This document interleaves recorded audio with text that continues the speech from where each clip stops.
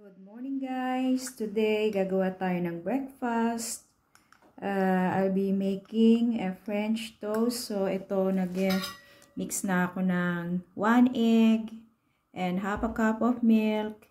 And then, lagyan natin ng cinnamon. So, bahala na kayo kung gaano karaming cinnamon ang ilagay nyo. Ako, mahilig ako sa cinnamon. Dahil napakabango. And then, i-mix lang natin siya.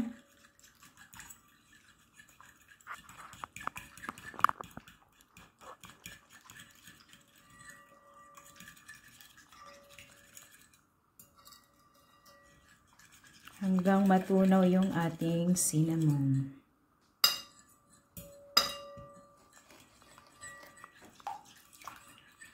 Bango-bango niya, guys.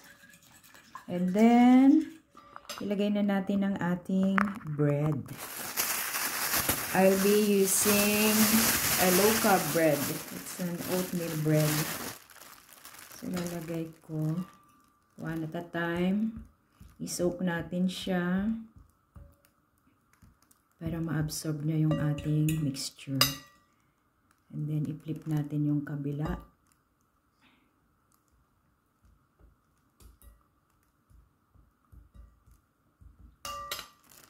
Lalagay pa ako ng isa.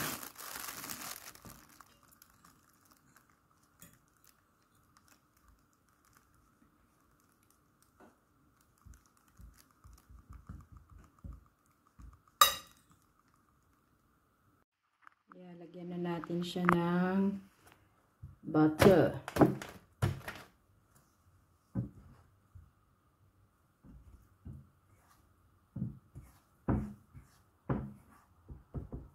Mainit na siya. So, mabilis siyang matunaw, no? Spread lang natin ang butter sa ating pan. Gumamit po tayo ng non-stick na pan. Kung wala ay kahit ordinary pan lang. Make sure lang na hindi didikit yung ating French toast.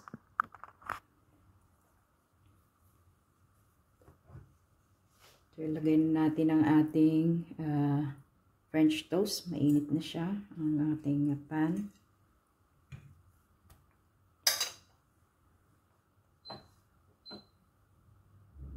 So, medyo in-adjust ko lang yung temp ng ating lutuan para mainit na mainit siya, no?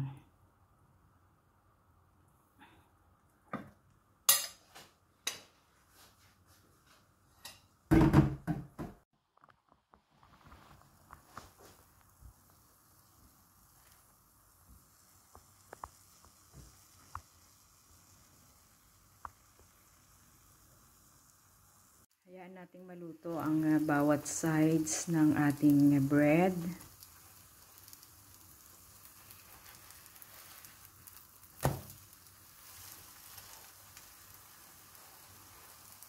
Siguradong magugustuhan ito both ninyo and ng mga kids nyo. You can pair it with your favorite breakfast. Like eggs, fried eggs, or your ham and hot dogs, or even pair it with cheese or simple fruits.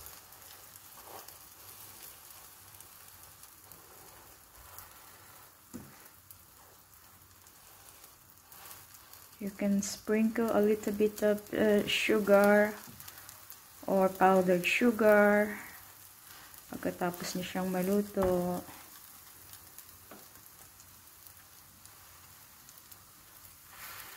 Yan, maluluto na siya.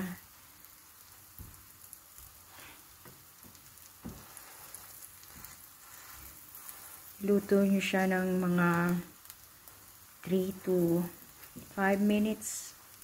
Kung masyadong malakas ang apoy, no, para hindi siya masunog, medium heat nyo lang siya para maluto din yung mixture na soak ng bread.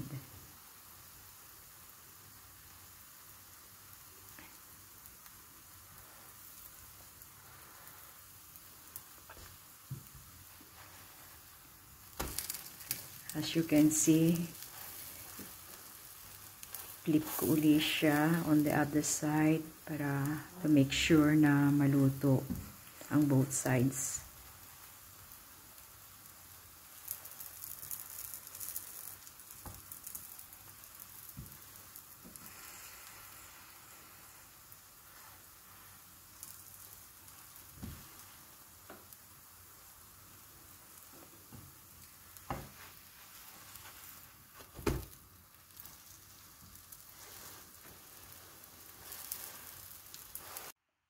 It's now ready. Let's eat our French toast for breakfast. Enjoy!